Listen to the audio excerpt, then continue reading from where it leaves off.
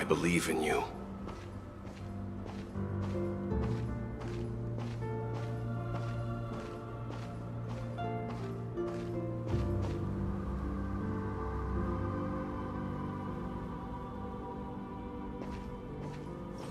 Just forget about all the hardships of the mortal realm.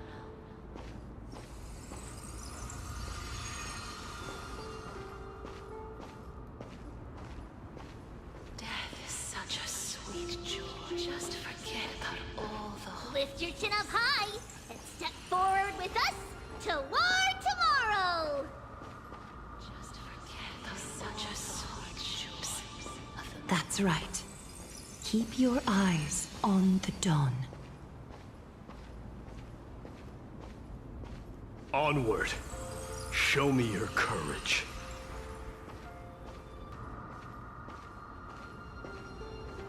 Partner, we shall become heroes together.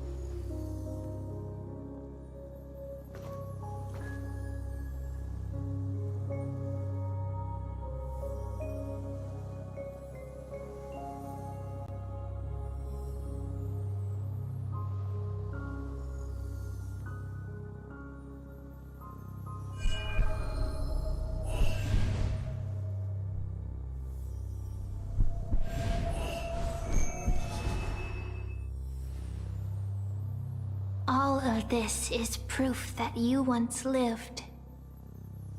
Your soul, your memories, the years you've journeyed through, and the path they revealed, leading you back home. So, continue onward. Do not stop moving forward, and do not let her sacrifice and the support of all who have stood by you be in vain. Over here, friend! Take my hand. Let's go home.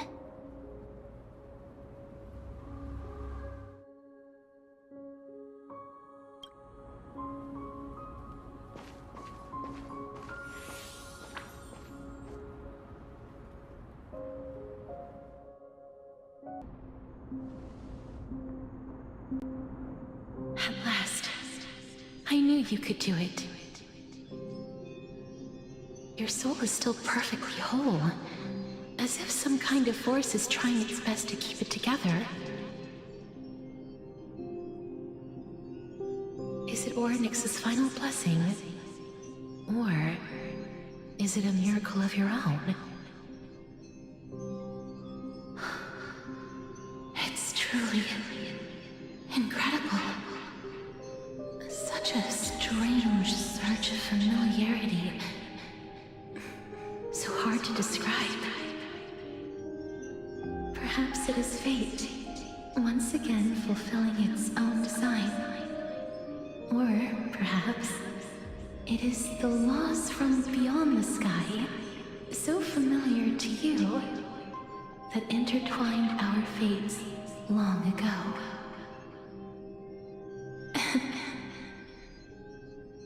It seems that this is the riddle which cannot be solved anytime soon. The sensation of becoming a demigod is truly wondrous. It's as if the river of souls is winding its way through the depths of my spirit, transforming with each breath into a fine rain that nourishes the world. Do you recall that prophecy? At the end of the sea of flowers, the souls of the living shall warm thy fingertips, and after an embrace, there shall be eternal separation. I promised you that I would do everything in my power to give it another meaning. Now, as I stand as a demigod and destiny draws to a close, I can finally end it in a way that is as beautiful as it deserves. The wish I once sought but could never grasp is now within reach. In this brand new world, every blooming life will lift its arms in celebration and recount the profound meaning of this very instant. Every touch, every embrace we share will never again be an ice-cold loss. They will radiate with an intense warmth, sowing love far and wide throughout the land.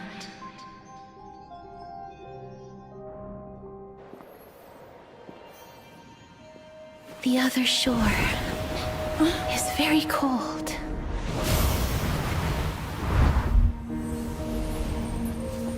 May I borrow your warmth one last time? Thank you for fulfilling this wish of mine.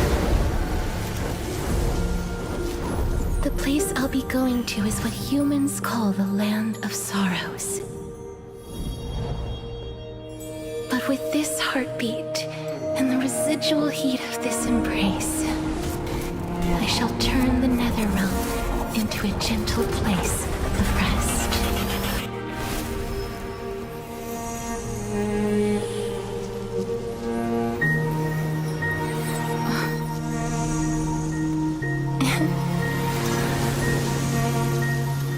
This embrace may be brief, but it's the proof that I once lived.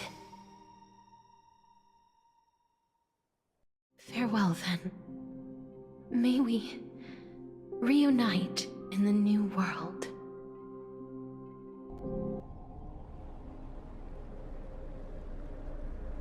That grand and absurd performance was what you've been seeking your whole life? I gave up everything in search of truth, and it culminated in this very moment. You, on the other hand, performed as I expected. You did not hesitate when you saw the chance to attain power. It's as if you... Crave power, like a fly craves rot. Those are your words, not mine. But what you said at the end, did you already know what I had planned for Thynan? I may have lost an eye, but my vision is clearer than anyone else. You've nearly exhausted your humanity. You're no different from my current state as a walking corpse. That's true.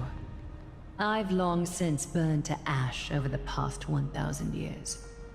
Only he is capable of unleashing a raging fire that rivals our final great enemy, Aquila. So, this is our last chance. How about we let go of the bad blood between us? May I resonate with your core flame, Aglaya? Please do. That's... impossible. To persist with your soul thinned to such an extent. You're... insane. Just as you fight to lug your corpse onward to complete your unfinished goals, I have my own reasons for doing this. Until Finan grows into his position as the prophesied leader, I must continue to lead everyone on the flame chase journey. I must keep inching forward, even if only as an empty shell.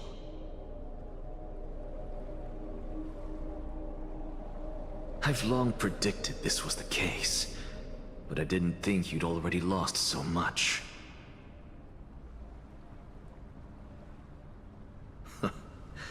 How ironic. We would have avoided so many misunderstandings if you and I had just spoken this candidly before. But casting aside our ideological differences, there is one thing you and I agree on. Finan. Yes. He was born to be a hero. He understands the hearts of the people, and I can confidently say he is a far better leader than you. Only he is capable of fulfilling your mission. Sadly, he is a man cursed by Nestia. But by my estimates, his horribly elaborate sense of style should not impede Aranova. Congratulations are in order. We found common ground at the very end of our destined paths. When you put it that way, it makes me want to take back what I said. Glaya, we're back. Come welcome our great hero reborn from the ashes.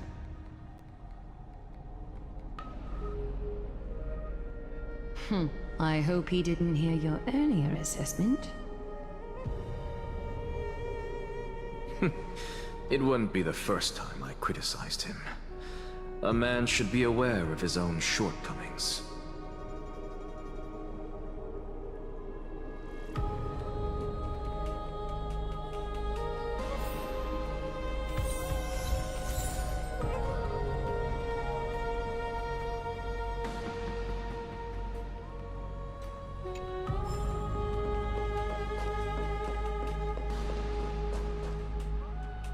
I'm gladdened.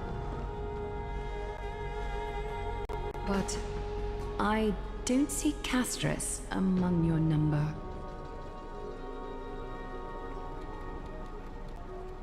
It looks like she not only helped me prove my theory, but helped you fulfill your mission as well.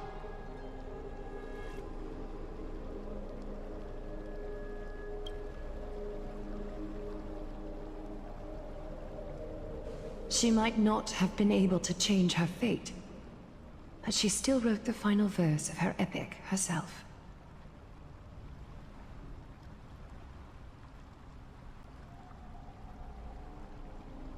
Trinan, please recite the prophecy for us. Trailblazer, please surrender that scalding core flame for us as well.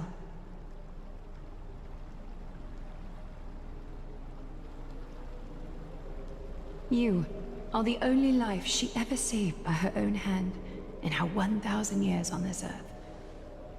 I believe no one is more qualified for this noble task.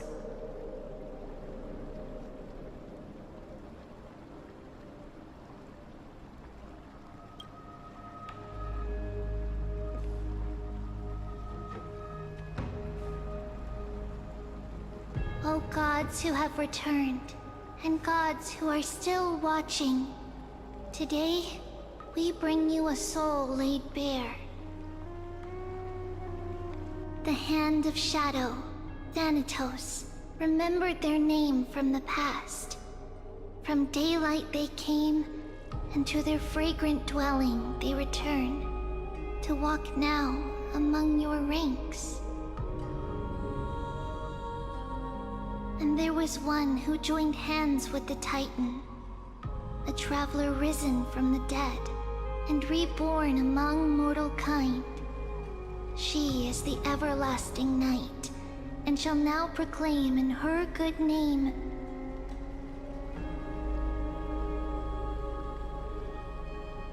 O Majesty of the 12 Titans, pillars of the world.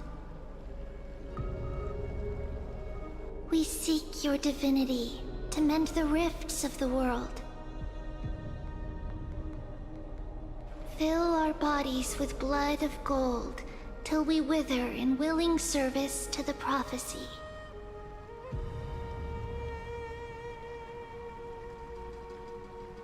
Step forward, Trailblazer from beyond the sky, and together with us,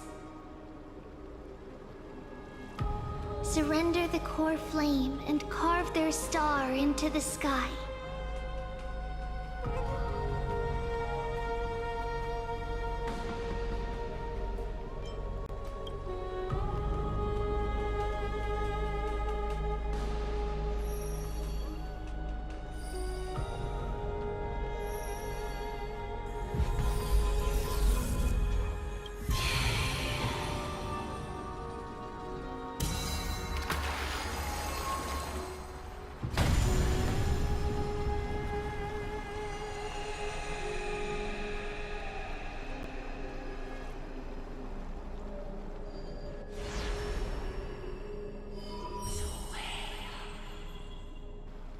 A constellation for death. For life and death, to be more precise.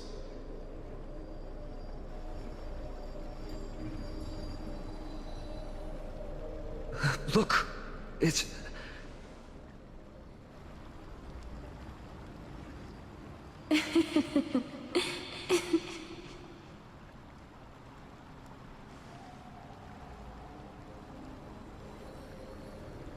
No, it's only a divine echo. I think she's here for the trial.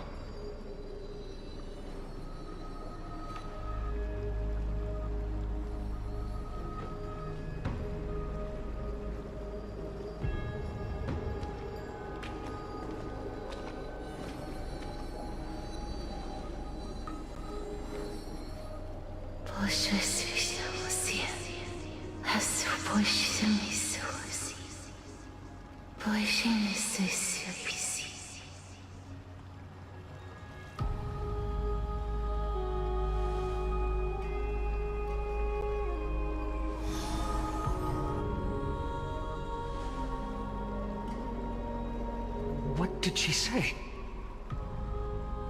That's the language of the Titans. Castorus... No. The Titan.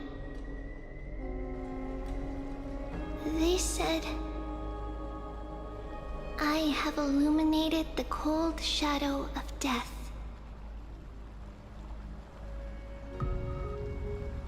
Onwards. For your path to the future is bright and its flame eternal.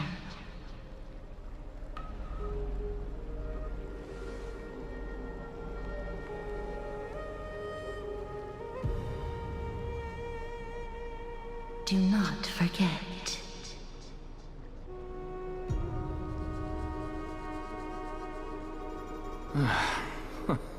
She made quite a scene. I suppose it's my turn now. I won't stop you. Professor, you... What's with that look? You were present. So, let's get this execution over with. We wouldn't want to bring shame to Akuma's divine laws or keep me from creating a new world.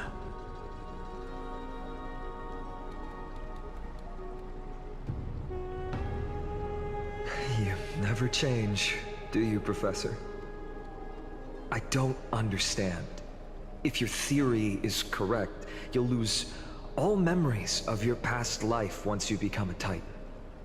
So what's the point of becoming a god?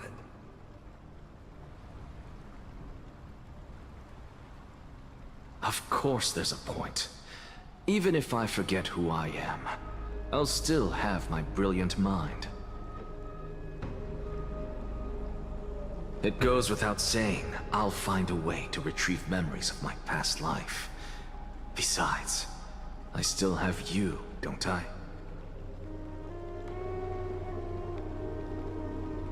I still don't really understand what you said during the assembly. Even if it were true, things reforged from memory could never be the same as the original anyway.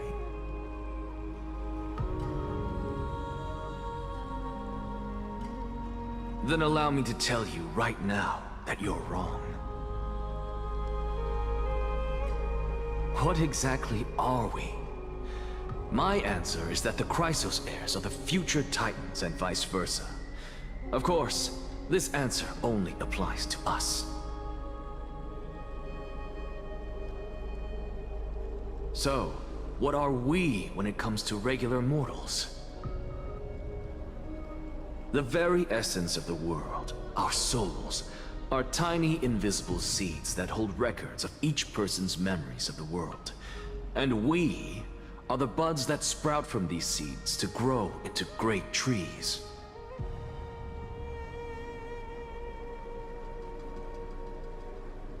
Is that what new sporism means? Correct. Once our physical bodies are born, we become new extensions of the world. From there, we plant our seeds into someone's memories, and then scatter them into the hearts of countless people in the future.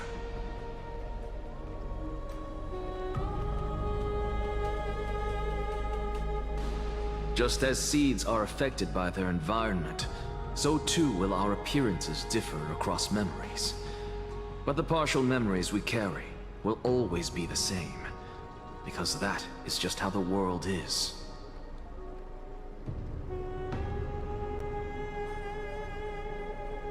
To destroy our very existence, one must destroy the world itself. But we have someone who will still live on with his perfect memory.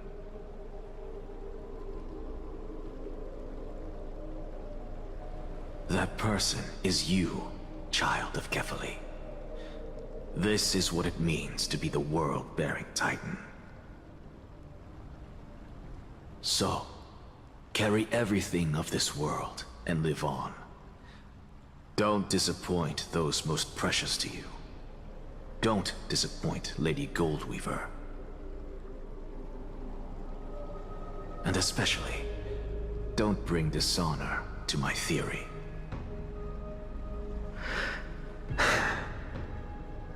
Anaxa, I swear to you, I'll lead everyone to our reunion in the New World. Good. That is all I have to say. Farewell, everyone. May we meet again in the next life. Farewell, great performer. May Circes safeguard your thoughts.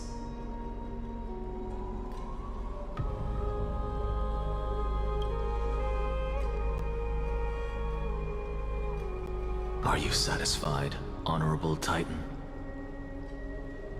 Very. I hereby swear I have borne witness. Anaxagoras of the New Sporists and the Grove of Epiphany has successfully overcome the trial of reason. Thus, I shall confer upon you these words. You shall transcend the peaks of purity and return to corruption and hardship. Oh, so that's a god's prophecy. It sounds like you just rephrased my past, present, and future. Oh, Circes. Is that all you've got? Well, you've already transcended the peaks of purity, and you were never the type to give me any leeway.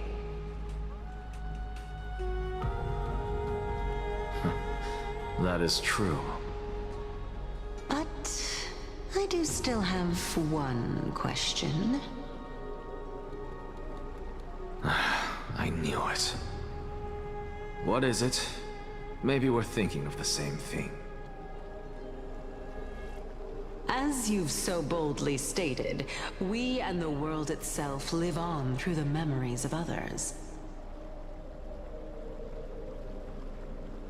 If that is the case, whose memories did the very first new spore sprout from? How should I know?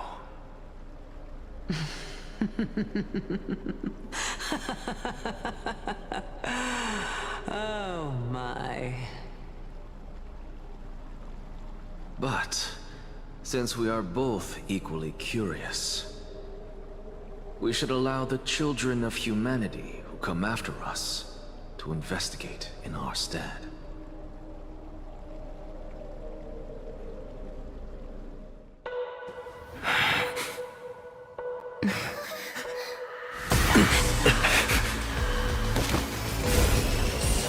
Rejoice, Circes. Sow the seeds of suspicion in the new world with your soul! And now, the objective is complete. That is all.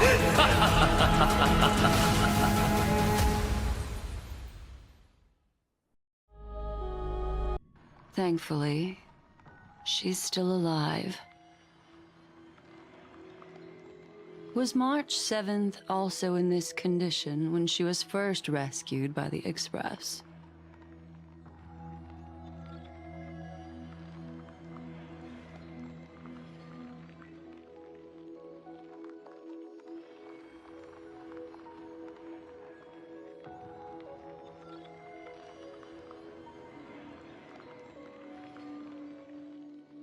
But she still woke up naturally.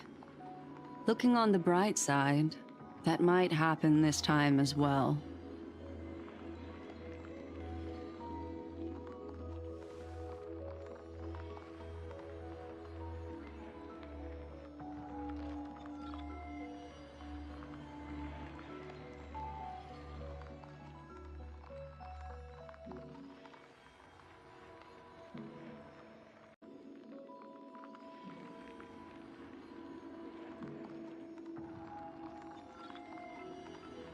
But an individual who has lost their ability to remember turns into nothingness.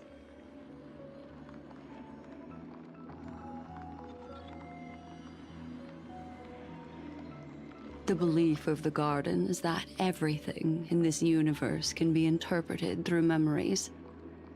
This is the driving force behind the continuance of this path.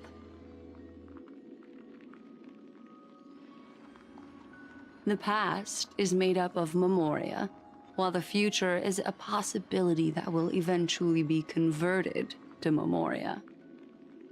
But the present, it doesn't really exist, and it's only an abstract expression. Therefore, when a person is affected by the path and loses their ability to remember, their physical form will also be affected. These ice crystals are a manifestation of that.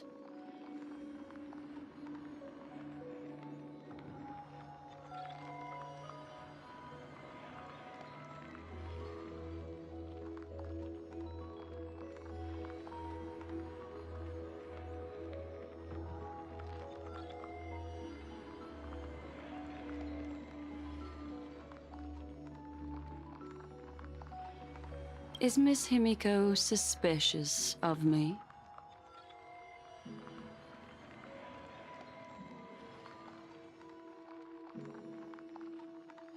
In other words, now is the time for me to prove my innocence.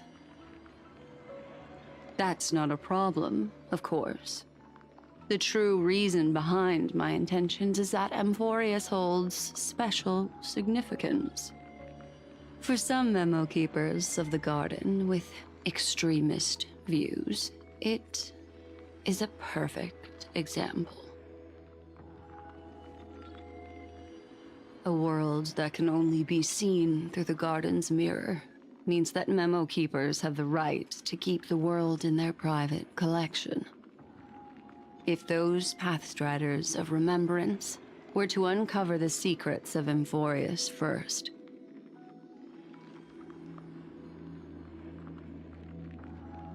they might unleash their wild ambitions and remodel more worlds into a similar form.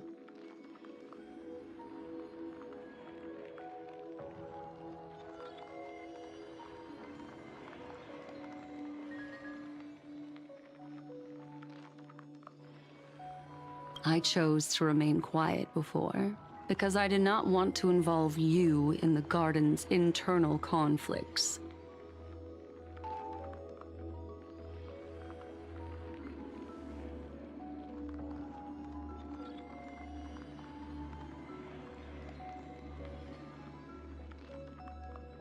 You can be even bolder with your guesses.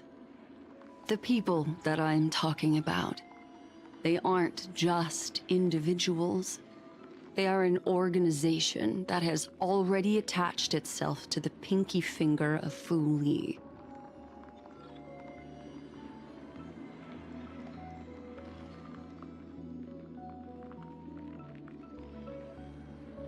I cannot be certain, but at the very least, they are capable of doing so. I am deeply sorry about what has happened to March 7th. But the deal that I propose still remains a fair one. Amphorius is still an excellent destination, and investigating further might allow us to uncover the truth behind the accident. Miss Himiko, the wisest choice right now is for us to continue cooperating.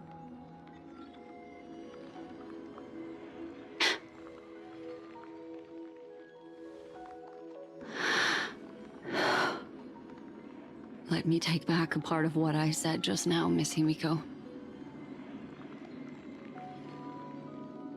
Although we indeed struck a deal, it seems like I have involved you in some unforeseen danger. Please accept my deepest apologies.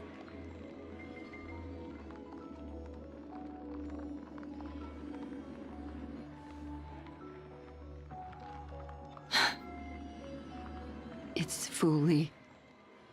Their gaze has just swept across Amphorius.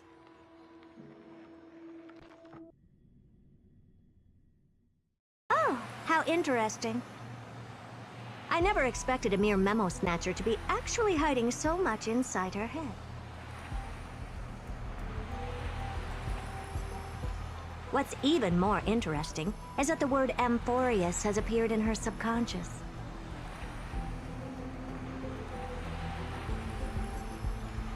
This lady seems to be having fun.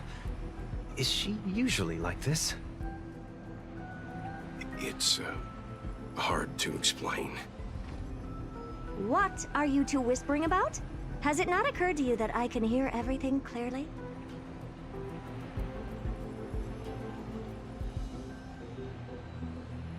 Oh, please pardon me, Madam Herta. Would you mind sharing with us what you've discovered? The ones who need help are the Astral Express. You will have to put up with my methods, even if they are rather unconventional.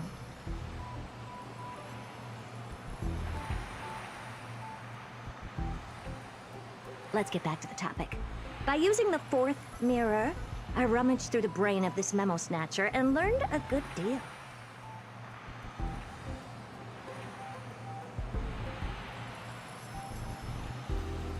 Not only does this person know of Amphorius, but there are also many memo keepers who are interested in the place.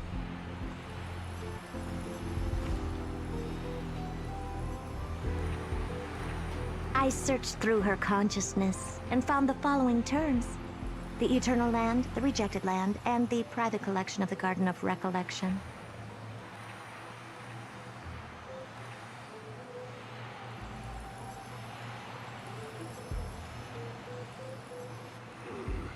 It seems like Miss Black Swan is indeed hiding some things from us. Since I'm not able to find any useful clues from the outside, why don't I personally visit this mysterious Amphorius?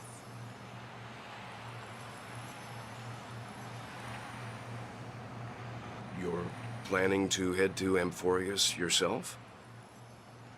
Yes, but not in the flesh like you all foolishly did. See these Herta mirrors? With them, I can project my data spirit entity to any corner of the cosmos through spatial warps, without even needing to leave my room.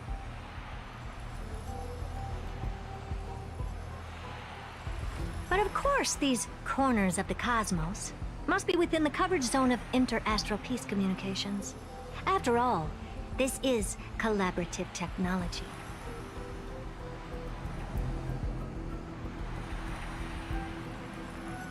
I see. You do seem like the more indoor type. Although that star zone is not within the network of the IPC, the Express itself can serve as a signal station. Come, give me the astral chart coordinates.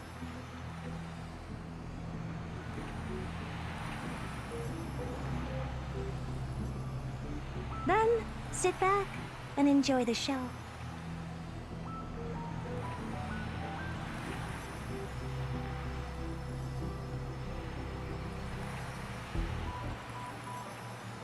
All right, now that everything is ready, mirrors, get to work.